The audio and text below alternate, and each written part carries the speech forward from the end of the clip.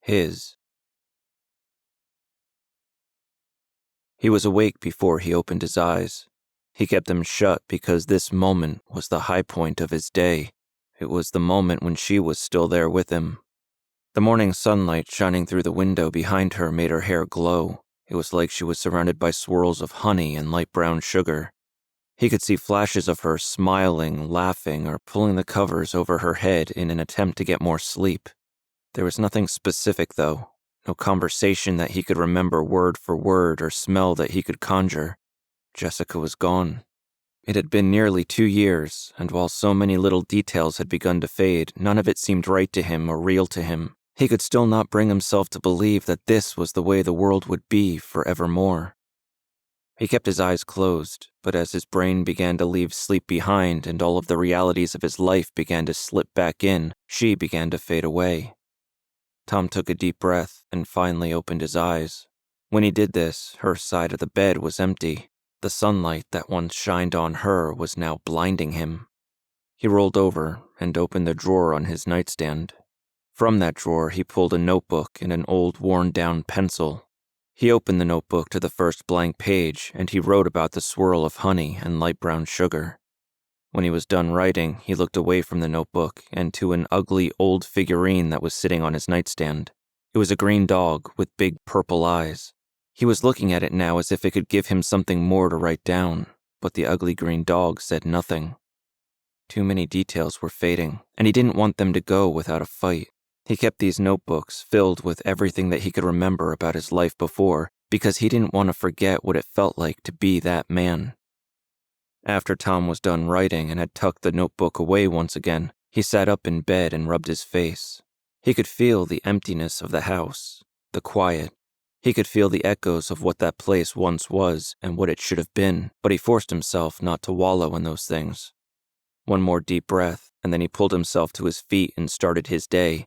After brushing his teeth and showering, Tom walked through the hall, past a closed door that he tried his best not to think about, and down the stairs. In the kitchen, he went through the steps of making a pot of coffee and toast for breakfast. As both of those things were working, he turned and looked at the calendar that was hanging on the wall. November 25th, 1992, the day before Thanksgiving. He nodded to himself as the list of his day's duties came back to him. Tom owned a small hardware store with his brother, Gary. Gary was better at keeping books and dealing with customers, so he did most of the in-store work while Tom made deliveries and carried out some minor repair work that people needed done around town. The day before Thanksgiving meant that people would be planning not just for this holiday, but for the Christmas decorating that followed. He'd made an arrangement with a local tree lot to make deliveries for them as well, so things were going to be getting hectic very soon. That was good. He liked to keep busy. After eating his toast and filling his thermos with whatever coffee wouldn't fit in his mug, Tom grabbed his coat and headed for the front door. There was an old coat rack by that door, but he never used it anymore. Her coat was still hung there. She'd hung it herself, and he'd decided that he couldn't risk knocking that coat to the ground, so he never touched it. In fact, he never even thought about it anymore. At some point, the coat and the rack just became the norm, and now he just passed them by without so much as a glance. He smiled and waved to his neighbor across the street as he made his way to his truck. Once inside that truck, he turned the key and was just about to pull onto the street when he noticed something that was not part of his normal routine at all. A small piece of paper, with one corner burned away, was pinned under his windshield wiper. It was a short note, which he could read without even getting out of the car. Fate is fluid. That was all it said. Tom got out of his truck and grabbed the piece of paper. As he did this, he looked around his neighborhood to see if these notes were left on other cars, but he saw none. He put the note in his pocket and continued on his way. Fate is fluid? Gary asked him when he showed his brother the note. The store wasn't yet open, and there were no customers to be dealt with, so they had time to talk. His brother looked at the note once again, and then asked, "What does that even mean?" "It means nothing," Tom replied. "It's gibberish." "And why is it burnt? That's just weird. I'm sure they want you to buy something or subscribe to the movie channels or something, but I don't get it," Gary went on. Tom took the note back and said, "It is literally meaningless. If fate is fluid, then it can't be fate." Gary looked at him, still not getting what Tom was talking about, but this wasn't unusual. The two of them had very different ways of approaching the world. Fate is a force that drives our lives and determines what happens to us. If you believe in it, you believe that whatever happens was meant to happen and it's all beyond your control. But you don't believe that, Gary asked. Tom shook his head. I just wanted to see if you were the one who left it, he told his brother before tossing the note in the trash. I'm not that poetic, Gary joked. Hey, don't forget to pick up Auntie Wanda at the airport today. Tom nodded and waved off his brother's reminder as he walked to the back of the store and started organizing his morning deliveries by order of distance and how likely he was to get trapped by chit-chat with each customer. As he went about this, he couldn't get that note out of his mind. Who had left it? Why did they do it? He also found himself having an argument inside of his own head about the concept of fate, and it was irritating him more and more. He didn't even know who he was supposed to be arguing with, but there he was, going around in circles with the concept of a grand, predetermined outcome. This argument with nobody went on as he loaded up his truck with all of the morning deliveries and a few tools and other supplies for his day's work. Once or twice he caught himself muttering his arguments out loud, and he had to stop to make sure that nobody was watching. Why this topic was irritating him so much, he didn't know. He used to love having these sorts of conversations about the universe and what it all meant. He could go on for hours with someone about all of the reasons why the idea of fate was horrifying, because it meant that nobody had free will or the ability to make decisions for themselves. It made life meaningless. Eventually, those other people would get bored and their eyes would glaze over. The conversations would usually end with a shrug because everyone involved just stopped caring.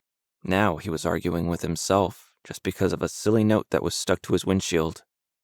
As he walked back into the store and grabbed a box of nails from the shelf, Gary called to him from the front counter.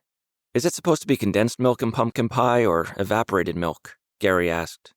The question pulled Tom out of his internal debate as a memory flashed before his eyes. He remembered Jess holding the can of pumpkin in her hand, reading the recipe off of the back. He remembered an empty shelf where the evaporated milk was supposed to be. Tom closed his eyes and allowed the memory to wash over him and recede. He put down the box of nails for a moment and grabbed a small notebook from his back pocket, making a note of the memory. As he did this, he yelled back to his brother, "Just use half and half, it's better anyway."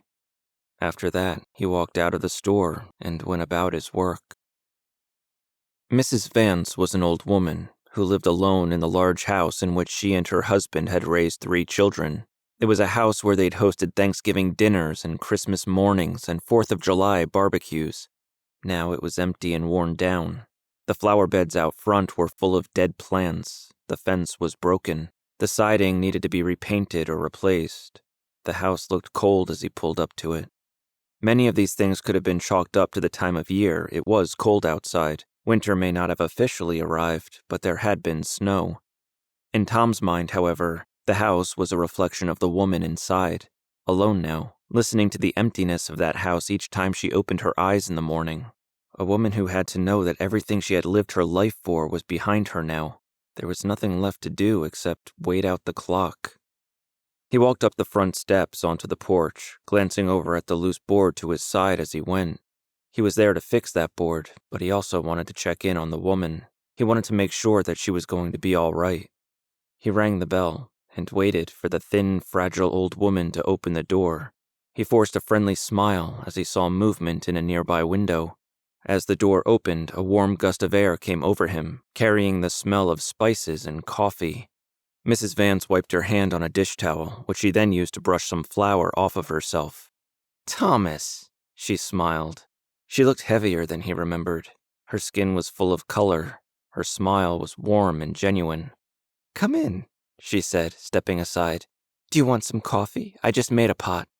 "No, thanks. I have my thermos in the truck," he replied. "Those things make coffee taste like plastic, but have it your way," she smiled. "Sorry about the mess. I'm making about 100 casseroles today for the church and neighbors. I'll be lucky if I don't forget to cook for my own family." "So they're coming for Thanksgiving?" Tom asked. Mrs. Vance nodded. 2 of them are. One of them is bringing his family." "That's nice. How about you? Big plans?" Tom shrugged and said, "Dinner with my family." Mrs. Vance nodded and had that look in her eye which told Tom that she was holding back a comment about his situation. He couldn't tell if it was one of the mournful memories of better days or a suggestion that he find someone new and move on with his life, but it didn't matter. She never spoke it out loud. "I should probably fix your porch so your family doesn't break any bones when they get here," he said with an awkward smile. She nodded just as awkwardly and replied, "Holler if you need anything." Tom went back outside and got to work. As he did this, he thought about Mrs. Vance, wondering how much of what she showed the world was an act. How sad was she when she was alone in that house? How empty was her life? There was still the possibility that her life wasn't empty at all. She still had kids and grandkids. She still had a lifetime of memories with her husband. Somewhere, deep down and hidden in a dark corner of his mind, there was just a hint of resentment toward the woman, if she truly was capable of moving on. There was the idea that it shouldn't be this way. She shouldn't be happy and full of life. He caught himself before he allowed his mind to run with those thoughts because it wasn't fair and it wasn't the same. He didn't want her to be miserable, he really didn't. He just didn't understand it. Those thoughts mixed with the line from that note he'd found earlier. Fate was fluid. The note wasn't wrong. We make choices, and those choices determine our outcome. Maybe Mrs. Vance had chosen a better path than he did. It was the word fate that he had a problem with. It implied something beyond our control. It brought to mind all of those well-meaning sympathy cards that he'd received after Jess died, the ones that implied some grand design to our losses, as though this were supposed to make him feel better about it. It didn't even matter whether or not he believed in what those cards were telling him. He found a reason to find them offensive. He decided to hate the people who would move on from Jessica's death before they'd even changed out of their funeral clothes, because having something to fight against was the only way he knew how to process his new reality. He chose that path for a few days or a few weeks. Honestly, he couldn't remember much about what happened back then. Then, life went on. What else could he do? The porch didn't take long to fix. It just took a couple of nails, and he didn't even charge Mrs. Vance for the job. She insisted on paying him with a casserole, which he accepted. Then he was on his way.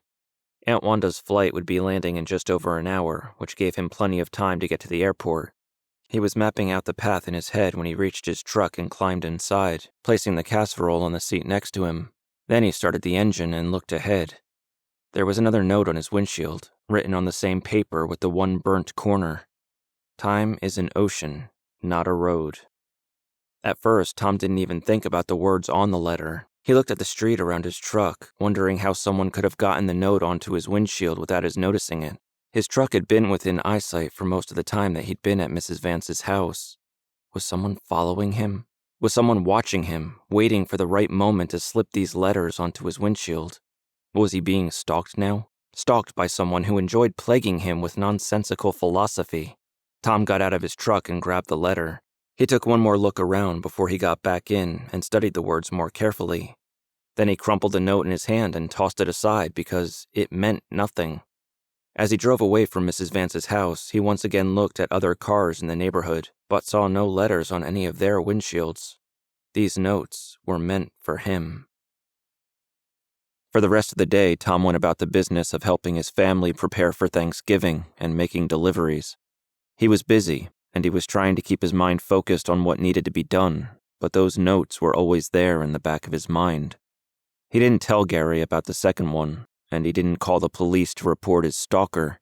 He didn't feel worried about whoever was putting those notes on his car. He just didn't understand why they were doing it, or how they had tracked him to Mrs. Vance's house. The words written within those notes were nonsense, but he kept trying to look into them and find some deeper meaning. If time were an ocean rather than a road, what did that mean? It was just as senseless as the idea of fate being fluid, but the words lingered in his head nevertheless.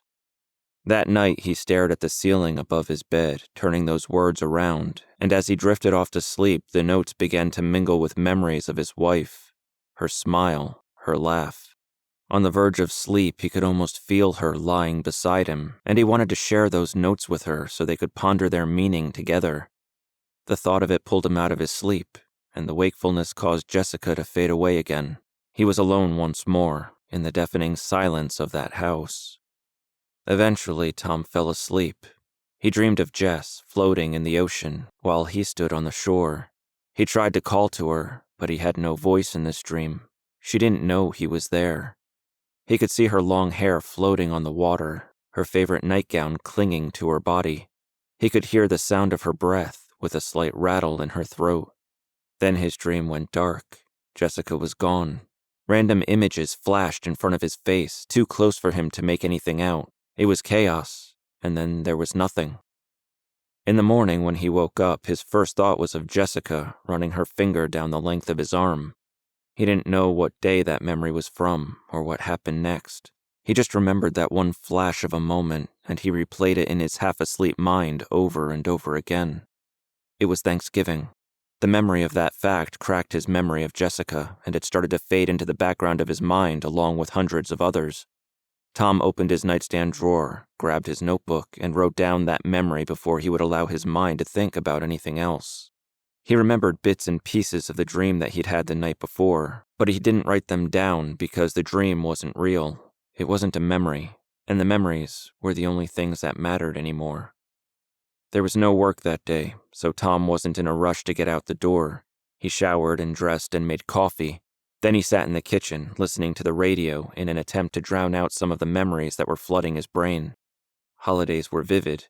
He remembered their first Thanksgiving together. He remembered the first time he brought her home for the holiday, and the first time he went to her parents' house. He remembered all of it at the same time, but he didn't write any of it down because he'd already done it 2 times before. When he walked out of his house that morning, the ground was covered in just a thin layer of snow. What had fallen onto his driveway was already melting, and the streets were clear. It was quiet out there. No cars were driving down the road. No neighbors were starting their day outside. He could have been the last man in the world for all he knew. Even before he got into his truck, he remembered Jessica getting into the passenger seat, holding onto a loaf of pumpkin bread that she'd baked for his mother. His mother always had the pies made in advance, and there was nothing for Jess to bring for the meal itself, but she hated to show up empty-handed. Again, there was no need to write this memory down. When Tom got into his truck and started the engine, his eyes automatically moved down to the windshield wipers. He expected to find another note there, but there wasn't one. This fact just made him think about the other 2 notes once again. Why would someone go through the trouble of leaving them there if they meant nothing? He wondered if maybe he was dismissing them too easily. Maybe there was something more to those notes. Maybe he just hadn't looked hard enough. When he pulled up to his parents' house, Tom stopped his truck and turned off the engine. He sat there for a moment, looking at his steering wheel, trying not to remember the sound of his wife's door opening and closing 100 different times on 100 different days. Then he got out and walked toward the house. Before he could even reach the front steps, the door opened, and his 4-year-old nephew Bailey ran out to greet him. Bailey wasn't wearing a jacket, and part of Tom wanted to tell the kid to go back inside and stay warm, but he couldn't bring himself to do it. Instead, he waited for Bailey to get close, and then he attempted to grab the child with a growl. Bailey yelped and jumped back. Tom narrowed his eyes and hunched over. "You're mine," Tom said in a menacing voice, "and I will never let you go." Bailey screamed and ran across the lawn, and Tom chased after him. Bailey ran back and forth, and Tom tried to scoop him up every time he came close, but the child always managed to slip away. Tom narrowed his eyes even more and shifted his voice into a deeper tone as he once again said, "You're mine, and I will never let you go." "No!" Bailey laughed, and he turned to run once again. This time, Bailey headed toward the street. Tom straightened up and held up his hand. In his normal voice, he said, "Bailey, stop. Don't go near the street." Bailey stopped and took a deep breath. "Get over here, now," Tom demanded, using his grown-up authority figure tone. He hadn't even known that he could speak like that until Bailey was born. Bailey hung his head and walked back to Tom. When he was close, Tom put his arms around Bailey and said, "Happy Thanksgiving, kid." "Happy Thanksgiving," Bailey replied. "I love you," Tom said. "I love you too," Bailey replied. "You're mine," Tom added, and then he whispered, "And I will never let you go." Bailey screamed and ran into the house, and Tom chased after him. As days go, this was a good one. Tom spent most of the morning on the couch next to Bailey watching the parade on TV. After that, he wandered into the kitchen to see if there was anything that he could do to help with dinner, while his father, brother, and sister-in-law Jane watched football. His mother had the meal covered, and Aunt Wanda was helping her, so he just sat at the table for a little while talking to them about the craziness of the world, the lunatic neighbors down the street, and his aunt's lingering back pain. After that, he sat on the floor with Bailey and built Lego fortresses, which his nephew promptly destroyed. He listened to his family cheer for their team on the TV, and he smiled, but the game itself didn't matter to him. Jessica's family always sat around the table on Thanksgiving, discussing the things that they were thankful for. Not just trying to think of some little thing as some families do, but really taking the time to appreciate what they had and talk about why it mattered to them. His family never did that, but as Tom sat at the dinner table with his family at 4 o'clock in the afternoon, he took in the sight of them and he thought about what he still had. Tom had a roof over his head, living in his own house, which he'd restored largely by himself. He had a business that was doing well enough to stay open, and which allowed him to get out in the world and work with his hands, rather than sit behind a desk all day. Both of his parents were still alive and well. His brother had an amazing family, which he was lucky to be a part of. Tom had a lot to be thankful for, and none of it was lost on him. Even the thing he'd lost was still a blessing in his eyes, because it was the most important thing in the world. His family ate and laughed and argued a little bit. Bailey had a meltdown before his nap. They discussed Christmas plans, which would look a lot like their Thanksgiving plans when you got right down to it. They reminisced about the old days when Tom and Gary were kids, and the weird little kid from down the street who used to follow them around. The kid was in politics now, which made them all laugh and wince at the same time. The memories discussed never involved Jessica. Maybe it was because everyone thought it would break Tom if they ever brought her up, or maybe it was just too awkward for them. Bailey was curled up in the chair that Jess used to sit in.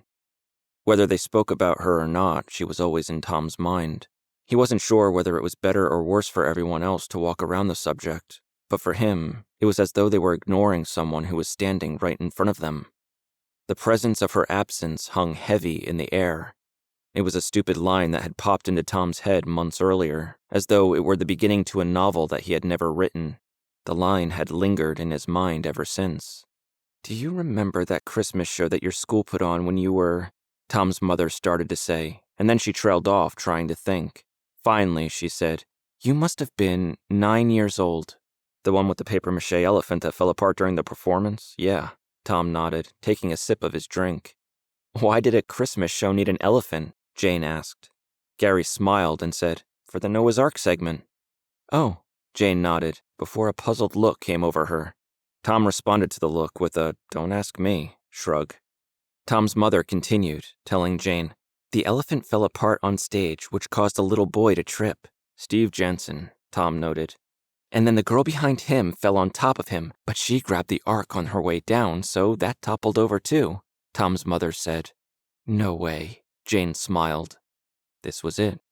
This was the one time all day that someone mentioned Jessica around him, and Tom was the only one in the room who remembered that she was that little girl, long before they were friends, and even longer before they started dating. But she was there. She'd always been there. Still smiling at the story, Tom grabbed the little notebook from his back pocket and jotted down the memory. As he put the notebook away and turned back to the people around him, he noticed Gary looking in his direction. He had a smile on his face, too, but a hint of something more somber in his eyes. He never said anything about it to Tom. "How's your store doing?" Aunt Wanda asked both of her nephews. "Good," Gary replied with a nod and a deep breath. "We're finally turning a profit, which is nice." "I've heard that a lot of businesses are going under because of those big franchise stores," Aunt Wanda commented, stating something which had been on the minds of everyone at that table for months. There were rumors of a big store opening up just a few miles away. Neither Tom nor Gary wanted to think about what would happen if it did. "The Lord provides," their mother replied to Wanda. "Whatever happens, we know that much is true." "Amen," Tom said, raising his glass. Everyone else raised their glasses as well.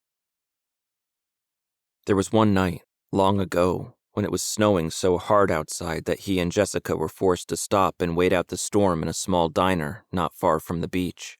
It was late, and they were driving back from a long day with their family. They were both tired, and they'd been bickering in the car, and they both just wanted to get home and go to bed, but they couldn't. The diner reminded Tom of the movie The Blob when he walked into it. It was one of those old-fashioned places, made from the diner car of a train, red leather on the stools and chrome all around the counter. The place was a bit worn down, but it was warm and had plenty of coffee, so they didn't complain too much. The storm just got heavier as they sat there. They couldn't see anything through the windows, aside from a reflection of the diner itself and the falling snow that was blowing against the glass. They sat there in silence for a bit, because neither one of them was in the mood to talk. Then Jessica started to laugh. She laughed at nothing in particular. It was the situation itself which she found amusing, and her laughter made Tom laugh in response. Then they were talking, for hours, like they used to do when they first started dating.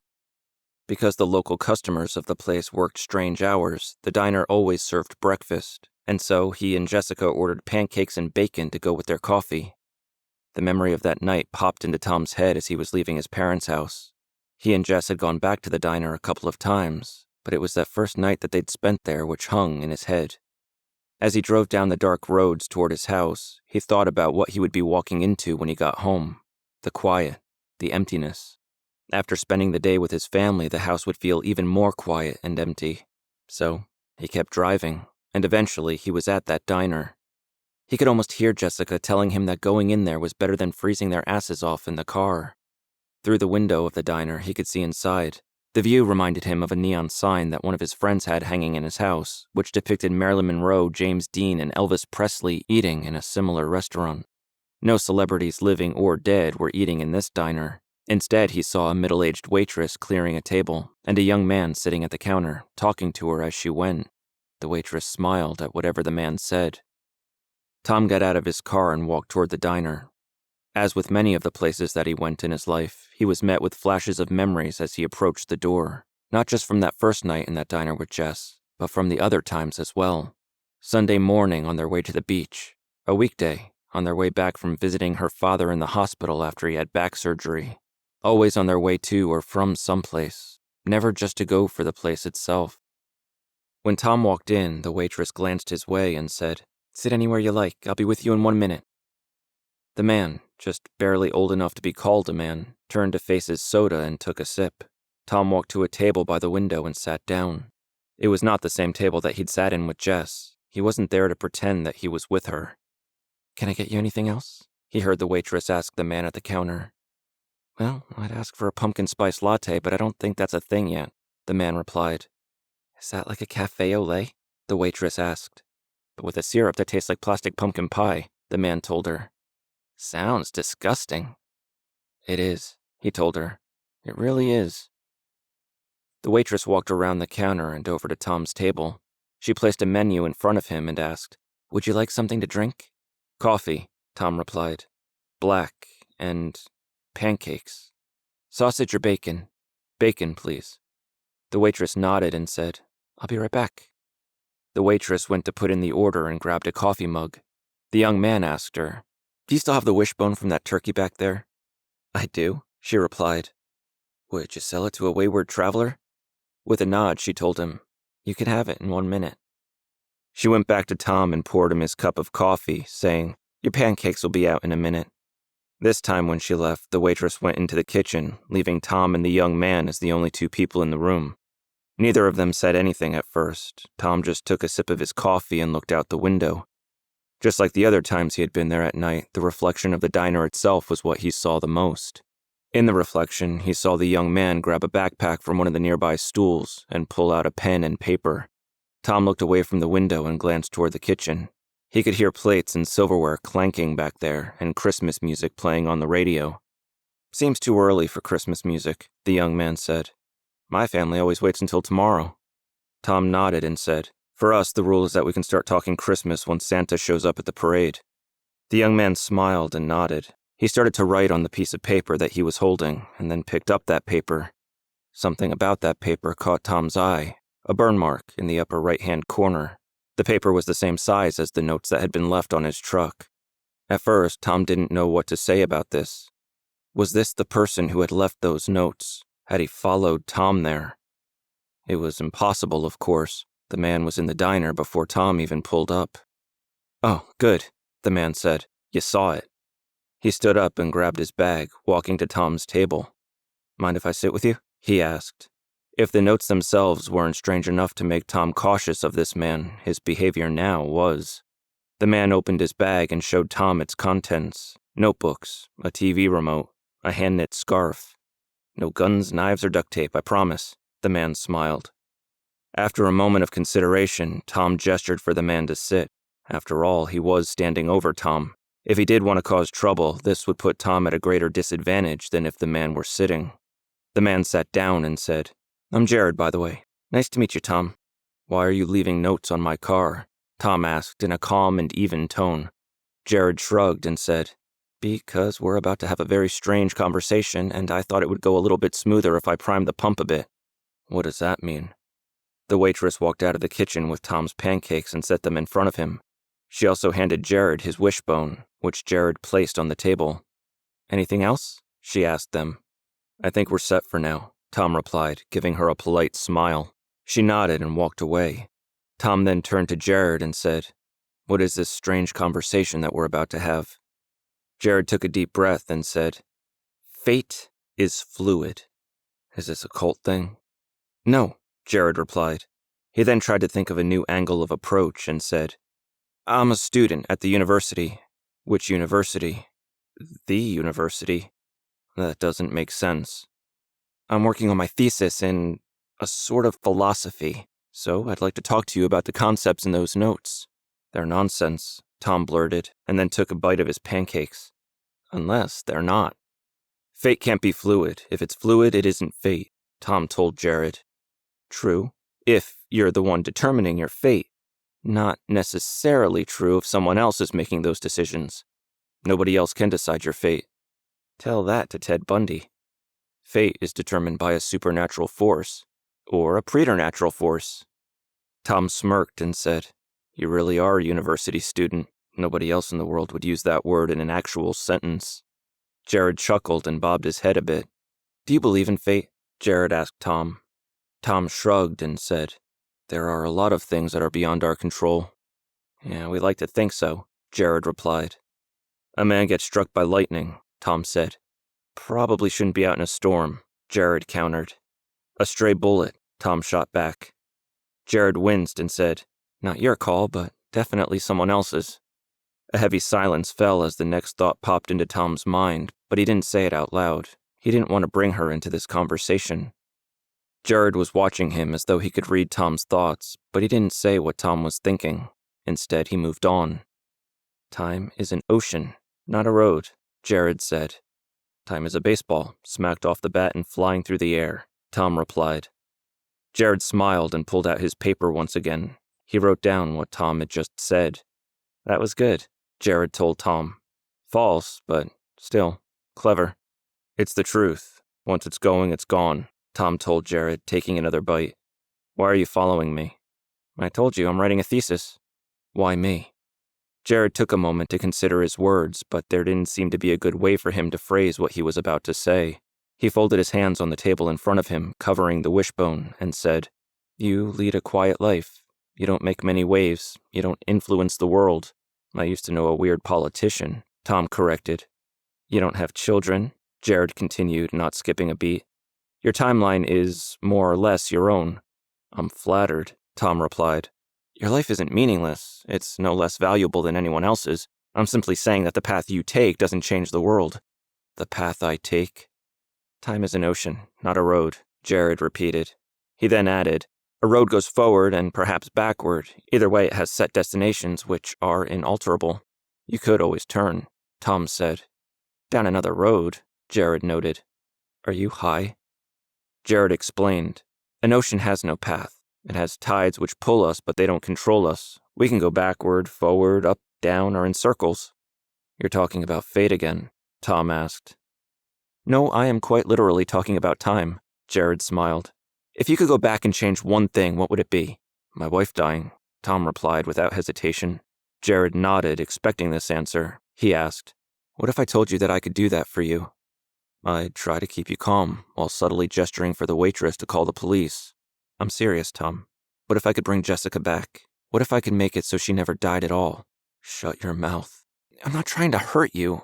Quite the opposite, I'm trying to help you. She is dead, and nothing can change that. I can, Jared said. You expect me to believe this? No, Jared replied.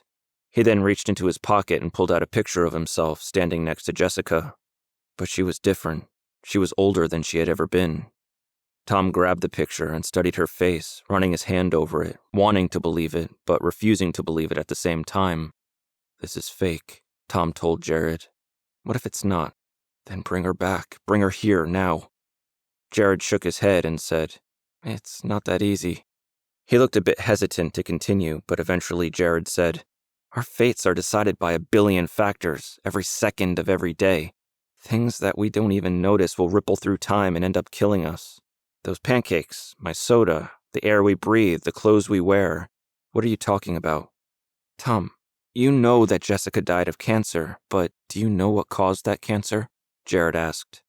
Nothing caused it, Tom replied. The doctor said it was a fluke. People get cancer all the time. Fluke is just a word we use when we don't know the truth, Jared told him. I know the truth this time. What? What was it? Tom asked. Jared bit his lip and rubbed his eyes before he said, Your wife had a very slight reaction to something in her environment, an allergy of sorts, which her body responded to with an imperceptible immune response. That response led to another reaction and another response and eventually triggered the growth of the cancer in her body. Tom shook his head and said, That's not how it worked. That's not how you thought it worked. That's not what the studies say or what the experts believe, Jared explained. But this was only because there was no way to study this now. There was no way for them to know what's happening. You keep saying was, Tom noted. To me, this is the past. Whatever Tom was feeling suddenly shifted, and he couldn't help but laugh. You're telling me that you're from the future, Tom said, mostly to himself. Oh God, I almost fell for this. Of course I'm from the future. How else would I have that picture of Jessica? If she's in the future, then why do you need to come back and save her? Tom asked. Because it isn't your future. This is nonsense. I can bring Jessica back, Tom, but not the way things were. She can't be your wife, you can't have the life you had. Still not believing any of this, Tom asked, Yeah, why not? Because you're the thing that she was allergic to. Tom dropped his fork onto his plate and pushed back from the table. He was trying his best not to hit the man who was clearly insane. You don't believe me, and that's okay, Jared told him. I'm not asking you to do anything right now. I don't want your money or your soul or anything else. I'm here to pose a question, that's all, and so I'll ask it. If you could have her live again, but in a world where you never knew her and you never loved her, and none of what you experienced ever happened, would you do it? You wouldn't even remember the way things are now. Tom didn't answer this question. He was caught somewhere between fuming anger and uncontrollable sobs. Jared held up a hand and said, Don't answer now. Think about it. Think about whether or not the life you had together was worth more than the decades that she could have without you. Jared stopped talking. He then stood and put some money on the table. When you do come to your decision, Jared said, and then he placed the wishbone in front of Tom. Jared walked out of the diner without saying another word. It was nonsense, it was. This kid was nothing but a stupid college student trying to mess with the head of someone who had been through something horrible. He wanted to make someone hurt and then write a paper about it so all of his university buddies could have a good laugh while tying sweaters around their scrawny necks and having their feet measured for new yacht shoes. Tom knew that it was nonsense, and he didn't believe a word of what Jared had told him, but he was still angry about it when he walked out of the diner and to his truck. He was still holding the wishbone in his hand because he wanted to throw it at something or shove it down Jared's throat. Over the years, Tom had gotten very good at keeping his emotions off of his face, and this moment was no different. He wasn't pacing back and forth like a caged animal, and he didn't slam his truck door when he got in. He was angry, but he was also composed. He was always composed. He never wanted to bother anyone else just because his world had ended. Sitting in his truck, Tom didn't start the engine. He just tried to slow the pounding of his heart and overcome the rush of adrenaline that came with wanting to murder someone. He wanted to shrug off the conversation with Jared and go home, but Tom's mind didn't work that way. A question had been asked, and even if Tom had no intention of involving himself in whatever school project Jared was working on, he couldn't shake that question off. His mind had a habit of going down every road it saw, so now it was wandering toward this twisted scenario, and he had no choice but to ponder the question, what if? What if he really were the thing that killed Jessica? What if her simply being in his presence caused a chain reaction that resulted in her death? What if there were a way for someone to change the past and allow her to live? What if he'd never met her? The way Jared spoke of Tom and Jessica was so clinical. The way he implied that their timeline was up for grabs because it was so unremarkable. It wasn't unremarkable, though. That is the thing that was making Tom mad when he really boiled down this conversation. What he had with Jessica was the center of the universe. It was the fabric of existence, and without it, the world didn't deserve to go on. Without her, the world didn't deserve to go on. He started his truck and began to drive home, still unable to shake his conversation with Jared. Fate wasn't fluid. There was no such thing as fate. Tom believed in free will, the ability to choose one's path. Normally, you have to make each choice in a fraction of a second and live with that choice forever. But what if you could change it? What if? What if? That stupid question had plagued humanity for as long as time had existed, because it had always been unanswerable. But what if it wasn't? There it was again. Even in the exploration of the question itself, he couldn't avoid using the question. Rather than try to ignore it or force it out of his mind, Tom decided to give in to that question, and he allowed his mind to wander where it might. What if you could change the past? If you pull one thread, the whole garment weakens. He'd seen It's a Wonderful Life enough times to get the message. Lessons are learned through pain, he told himself. If you start going back and rewriting your life in order to remove that pain, you never learn. You never grow. You never pass on the lessons. Changing the past because it's painful is a dangerous game to play for sure. But what if there was no lesson to be learned? If Jess died because she'd been unaware of some reaction that her body was having to Tom, what was gained there? If her illness had a cause and an explanation, but Tom had been living with it as this random force of nature, was he even learning the right lesson from those events? On the drive home, the questions were purely philosophical. But when Tom walked into his house and saw her coat hanging on the rack by the front door, philosophy went out the window. She wasn't a scenario. She was his wife. She was the person that he'd sworn to cherish and protect, and if he were the thing that caused her so much pain and ended her life, he wasn't sure that he could live with himself. Jared had to have been lying. There was no way for him to know her medical history, much less run new tests for whatever he was claiming to have happened to her. He was a liar, trying to get a reaction for the sake of his thesis. But what if? Tom closed his eyes as that question occurred to him again, and he wished that he could make his brain shut up for once in his life. In that moment, he saw a flash of a memory. He remembered Jessica sitting on the couch with a blanket over her, telling him that he'd been staring at the wall for 15 minutes. Out of habit, Tom reached for the little notebook in his pocket in order to write down that memory, but the notebook wasn't there. He checked all of his other pockets, but he couldn't find the notebook anywhere. There was a sense of panic in him as he looked around the room for a piece of paper, but he couldn't find one. He needed to write down the memory. He needed to hold on to that moment before it was forgotten forever. The thought of letting even one small memory disappear was unbearable to him, because the memories were all that remained. Tom raced up the stairs and grabbed the notebook out of his nightstand. He wrote down the memory before it faded, and then he sat there, on the side of the bed, in the dark, staring at the thing in his hands. He flipped through the pages, seeing memory after memory, and he pulled a box out from beneath the bed which contained other notebooks, all of them full of memories. These were her now, these fragments of memories, remembered through the rose-colored lens of a man who was desperate to hold on to his idea of her. They weren't her thoughts. They weren't her fears or her doubts or her pain. They weren't her innermost feelings. They were Jessica, but in his own handwriting. Notebooks full of memories were all he had left of her and the life that they had once had. They weren't good enough, but nothing could be. He thought of that tradition of her family once again. He thought about sitting around the table thinking of all the things that he was thankful for. As he sat there, Tom closed his eyes and considered his life. He was thankful for his parents, who had been there for him since the day he was born. His brother, who he worked with, and who dragged him through the most painful thing that he ever could have imagined happening. He was thankful for the roof over his head and the food in his stomach, because he knew that such things didn't come easily for everyone. He was thankful for his quiet, unremarkable, unimportant life with Jessica, which would have no lasting impact on the world at large. That life with her was often overshadowed by the loss of her, but he had so many days to be thankful for. There were notebooks full of memories, and each one of them was a blessing that he was thankful for. He was thankful for her smile, because until he had seen that smile, he didn't know what true pride felt like. He'd made her smile, and from that moment on, his life's mission was to see that smile as often as possible. He was thankful for her stubborn nature, which forced him to evaluate what he believed in and what he was willing to fight for. He was even thankful for the pain that he felt at losing her, because it told him what was real. Each notebook, Each page, each line was filled with something worth remembering, and he was thankful for that. Tom pulled the wishbone out of his pocket and held it in his hands for a moment, turning it over and running his fingers over it. This was his life. It was everything that mattered. No matter how much he hurt now, he didn't want to sacrifice 1 second of the time he'd had with her. Jared was wrong. It was important. It was vital. It was everything. To him. Tom closed his eyes.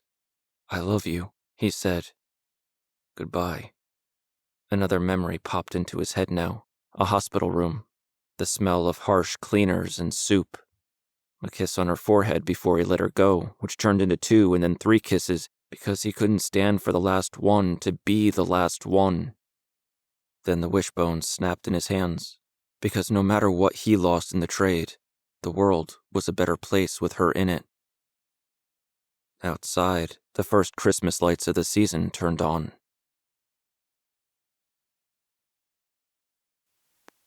This is the voice of the Embers, where stories burn.